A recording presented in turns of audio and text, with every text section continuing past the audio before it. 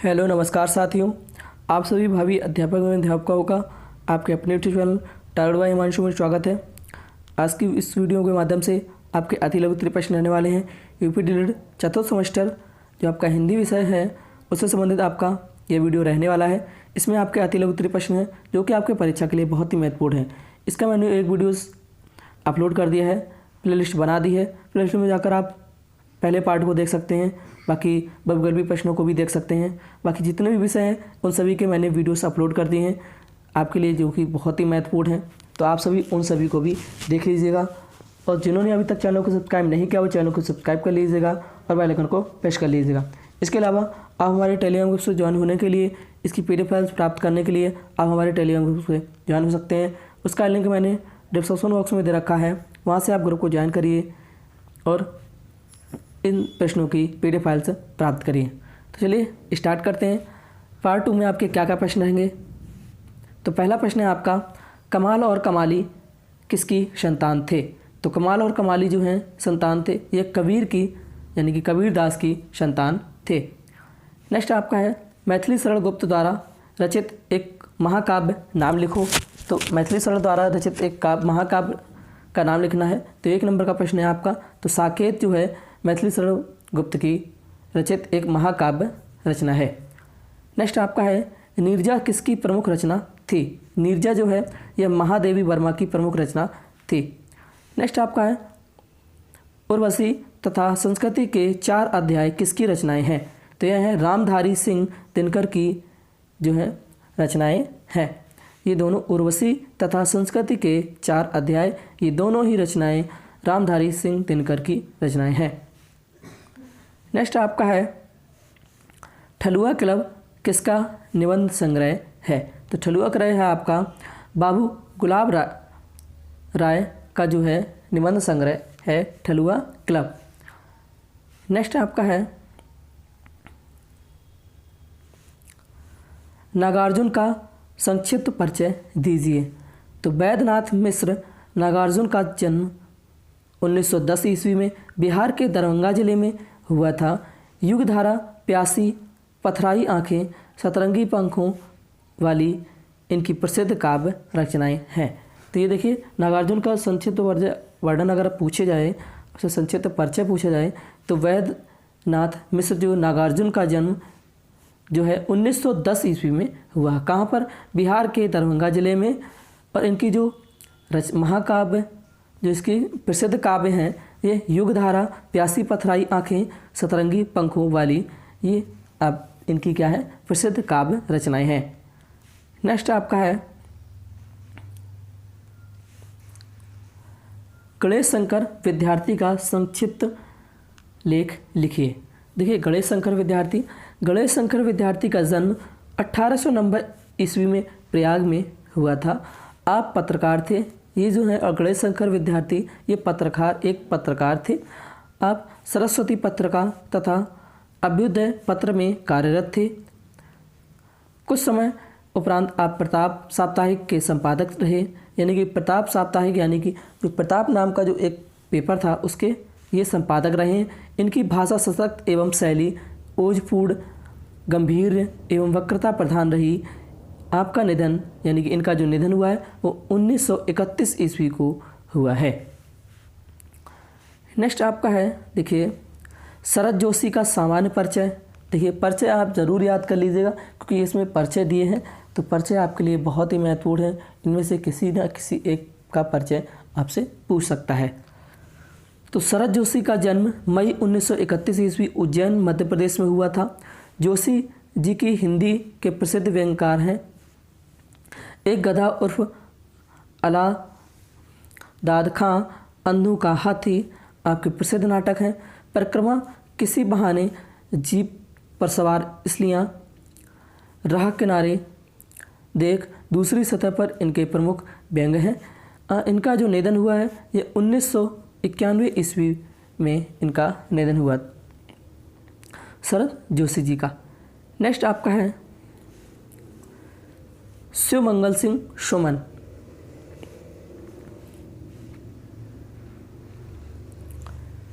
शिवमंगल सिंह सुमन का साप्ताहिक यह है साहित्यिक परिचय। साहित्यिक परिचय दीजिए। तो शिवमंगल सिंह सुमन का जन्म 1916 ईस्वी को उत्तर प्रदेश के उन्नाव जिले में हुआ था। आपके काव्य संग्रह हिल्लोल, पर आंखें भरी नहीं, जीवन के मान, प्रलय सर्जन और विश्वास बढ़ता ही गया, ये क्या है, ये इनके काव्य संग्रह हैं। इनका जन्म जो है 1916 ईस्वी में उत्तर प्रदेश के उन्नाव जिले में हुआ था। नेक्स्ट आपका है राम नरेश त्रिपाठी का सामान्य परिचय दीजिए। तो राम नरेश त्रिपाठी जी का जन्म 1881 में जिला जौनपुर, यानी कि जो उत्तर प्रदेश में जौनपुर जिला पड़ता है, कि कोयरीपुर ग्राम में हुआ था। आपकी रचनाओं में नवीन आदर्श और नवयुग का संकेत है। आपके द्वारा रचित पथिक मिलन नामक खंड काव्य लोकप्रिय है। ये दो जो खंड काव्य हैं ये इनके बहुत लोकप्रिय हैं। कौन से? पथिक और मिलन। सन 1962 में इनका जो है इनकी मृत्यु हो गई थी, इनका देहावसान हो गया था। नेक्स्ट आपका है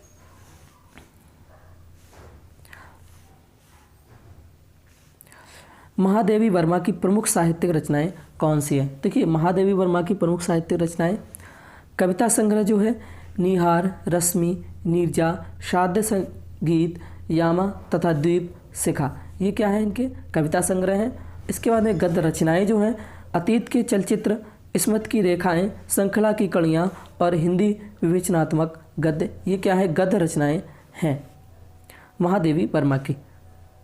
नेक्स्ट आपका है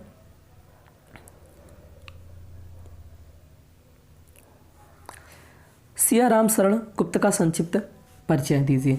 सियाराम शरण गुप्त का जन्म 1895 ईस्वी में चिरगांव जिला झांसी में हुआ था। कहाँ पे? 1895 ईस्वी में चिरगांव जिला जो झांसी में हुआ था। आपके कविता, उपन्यास तथा निबंधों की रचना की थी। इन्होंने जो रचना की थी वह कविता, उपन्यास तथा निबंधों की रचना की थी। इनके उपन्यासों में नारी की सहनशीलता, आदर्श और सरलता है। इनकी प्रसिद्ध रचनाएं जो हैं मौर्य विजय, दुर्वावल, आत्मोत्सर्ग, गोद नारी आदि, ये इनकी क्या है? उपन्यास। नेक्स्ट आपका है श्री रामचरितमानस नामक काव्य की रचना किसने की? तो श्री रामचरितमानस नामक काव्य की रचना जो है गोस्वामी तुलसीदास जी ने की। नेक्स्ट है बिहारी का जन्म कब और कहाँ हुआ? तो बिहारी जी का जन्म जो है 1603 के लगभग मध्य प्रदेश के ग्वालियर जिले के अंतर्गत बसुआ गोविंदपुर गांव में हुआ। नेक्स्ट आपका है उर्मिला के रचयिता कौन थे? तो उर्मिला काव्य के लेखक जो हैं बालकृष्ण शर्मा नवीन हैं। निराला जी की, ये देखिए, निराला जी की प्रमुख काव्य रचना कौन सी है? तो निराला जी की काव्य रचनाएं जो हैं परिमल, गीतिका, तुलसीदास, अनामिका, कुकुरमुत्ता, अनिमा, वेला, अर्चना, आराधना, गीत कुंज, नए पते, अपरा, ये क्या है? निराला जी की प्रमुख काव्य रचनाएं हैं। नेक्स्ट आपका है रामधारी सिंह दिनकर का जन्म कब और कहाँ हुआ? तो श्री रामधारी सिंह दिनकर का जन्म जो है 1908 में बिहार प्रांत में मुंगेर जिले के सिमरिया घाट नामक ग्राम में हुआ था। नेक्स्ट है सूरदास जी का जन्म कब हुआ था एवं मुख्य रचनाएं कौन सी हैं? तो सूरदास जी का जन्म आगरा के निकट रुनकता नामक ग्राम में संवत 1535 यानी कि सन 1478 ईस्वी में हुआ था। इनकी प्रमुख रचनाएं जो हैं सूरसागर, सूर सारावली, साहित्य लहरी, ये प्रमुख रचनाएं इनकी हैं। नेक्स्ट आपका है टैगोर की प्रमुख रचनाएं कौन कौन सी हैं? तो देखिए, टैगोर की प्रमुख रचनाएं रविन्द्रनाथ टैगोर की गीतांजलि के लिए सन 1913 में साहित्य का नोबेल पुरस्कार मिला। आपने ही जनगण मन अधिनायक जो हमारा राष्ट्रगान है, राष्ट्रगान की रचना की तथा इसके अतिरिक्त आमार सोनार बांग्ला बांग्लादेश के राष्ट्रीय गीत की भी रचना की। तो इन्होंने बांग्लादेश के राष्ट्रीय गीत की भी रचना की और अपने भारत के भी राष्ट्रीय गीत की रचना की। नेक्स्ट आपका है मुंशी प्रेमचंद की प्रमुख रचनाएं कौन सी हैं। मुंशी प्रेमचंद की प्रमुख रचनाएं गबन, गोदान, कर्मभूमि, रंगभूमि, सेवा सदन आदि उपन्यास तथा नमक का दरोगा एवं पूस की एक रात कहानियाँ प्रमुख हैं। ये दो जो हैं उपन्यास, ये दो बहुत ही प्रमुख कहानियाँ हैं इनकी, बाकी ये सब इनकी रचनाएं हैं। नेक्स्ट है आपका रसखान की रचनाओं का संक्षिप्त वर्णन कीजिए। रसखान की प्रमुख सुप्रसिद्ध जो काव्य हैं सुजान, रसखान, प्रेम वाटिका, राग रत्नाकर। नेक्स्ट है आपका सरदार पूर्ण सिंह का सामान्य परिचय दीजिए। सरदार पूर्ण सिंह का जन्म 1881 में तथा इनका जो निधन हुआ है 1931 में हुआ। इनके निबंध जो हैं मजदूरी और प्रेम, सच्ची वीरता, आचरण की सभ्यता प्रमुख हैं। ये इनके क्या है, सभ्यता जो है प्रमुख है। नेक्स्ट आपका है सर्वेश्वर दयाल सक्सेना का जन्म कहाँ हुआ था। तो सर्वेश्वर दयाल सक्सेना का जन्म 1927 ईस्वी में बस्ती में जो कि गोंडा में हुआ था। नेक्स्ट आपका है भारतेंदु हरिश्चंद्र का जीवन परिचय दीजिए। देखिए भारतेंदु हरिश्चंद्र जी का जन्म संवत 1907 यानी कि सन 1850 ईस्वी में काशी में हुआ था। इनके पिता गोपाल चंद्र ब्रजभाषा के श्रेष्ठ कवि थे। हरिश्चंद्र ने कवि संस्कार जन्मजात थे। हरिश्चंद्र में जो है कवि संस्कार जन्मजात थे। केवल 5 वर्ष की आयु में उन्होंने एक दोहे की रचना की थी। पिता ने बालक की प्रतिभा से प्रसन्न हो उन्हें महान कवि होने का आशीर्वाद दिया। संवत 1942 यानी कि 1885 ईस्वी में 35 वर्ष की आयु में ही महान हिंदी साहित्य से भी संसार से उठ गया। नेक्स्ट है आपका आचार्य रामचंद्र शुक्ल का हिंदी साहित्य में क्या स्थान है। तो हिंदी साहित्य में जो स्थान है आचार्य रामचंद्र शुक्ल जी का, तो आचार्य रामचंद्र शुक्ल हिंदी जगत में तीर्थ राजप्रयाग हैं, जिसमें हिंदी समीक्षा, इतिहास लेखन और निबंध रचना की त्रिवेणी का अद्भुत संगम देखने को मिलता है। मूर्धन्य आलोचक, सर्वश्रेष्ठ निबंधकार, आदर्श इतिहासकार, अद्भुत विचारक और श्रेष्ठ शैलीकार के रूप में हिंदी साहित्य में वे सदैव स्मरण किए जाएंगे। नेक्स्ट आपका है हरिभाऊ उपाध्याय का जन्म कब और कहाँ हुआ था। हरिभाऊ उपाध्याय का जन्म उज्जैन जिले के देवास तहसील के एक ग्राम में सन 1892 ईस्वी में हुआ था। नेक्स्ट आपका है, अब देखिए ये तो आपके बहुत ही महत्वपूर्ण परिचय हो गए। अब आपका आया है एक श्लोक दिया है, इसका अर्थ पूछा है। दिनांते चपिवेद दुग्धम निशांते चपिवेद पया भोजनांते पिवेद तक्रम किम वैद्यस्य प्रयोजनम।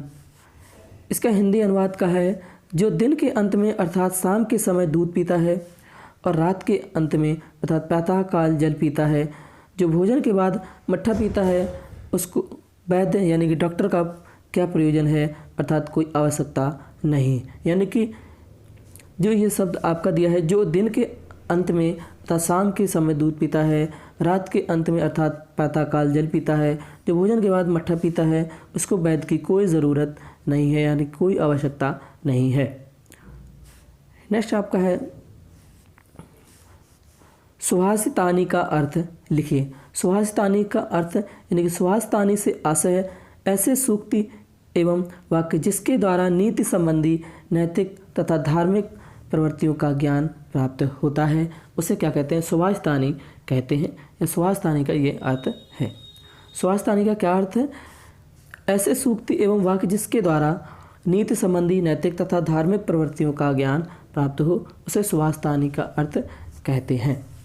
तो दोस्तों ये थे आपके आज के अति लघु उत्तरीय प्रश्न पार्ट 2, जो कि आपके परीक्षा के लिए बहुत ही महत्वपूर्ण है। इसमें आपके जो परिचय दिए गए हैं ये आपसे किसी न किसी परीक्षा में, जब भी आपकी परीक्षा हो तो आपसे पूछ सकता है। तो बहुत ही अच्छे ये प्रश्न हैं आपकी परीक्षा के लिए। तो आशा करते हैं कि आप सभी को आज के प्रश्न बहुत ही अच्छे लगे होंगे। जिन मित्रों को प्रश्न अच्छे लगे हैं हमें कमेंट बॉक्स के माध्यम से हमें ज़रूर बताएं। लाइक डिसलाइक वीडियो को करके ज़रूर बताएं। इसके अलावा शेयर ज़रूर करें अपने दोस्तों तक, क्योंकि उन्हें भी इस वीडियो का लाभ मिल सके। और इसके अलावा जिन्होंने अभी तक चैनल को सब्सक्राइब नहीं किया, क्योंकि इसके जो हम और भी पार्ट अपलोड कर देंगे उसके नोटिफिकेशन के लिए आप सभी को सबसे पहले मिलता रहे, तो उसके लिए आप चैनल को सब्सक्राइब कर लीजिए और बेल आइकन को प्रेस कर लिए। इसके अलावा आप हमारे टेलीग्राम ग्रुप से ज्वाइन होने के लिए, PDF फाइल्स प्राप्त करने के लिए आप हमारे टेलीग्राम ग्रुप से ज्वाइन हो सकते हैं। टेलीग्राम ग्रुप की लिंक मैंने डिस्क्रिप्शन बॉक्स में दे रखी है, वहाँ से आप ग्रुप को ज्वाइन करिए और PDF फाइल्स को प्राप्त करिए इन सभी प्रश्नों की। Thanks for watching. जय हिंद, जय भारत।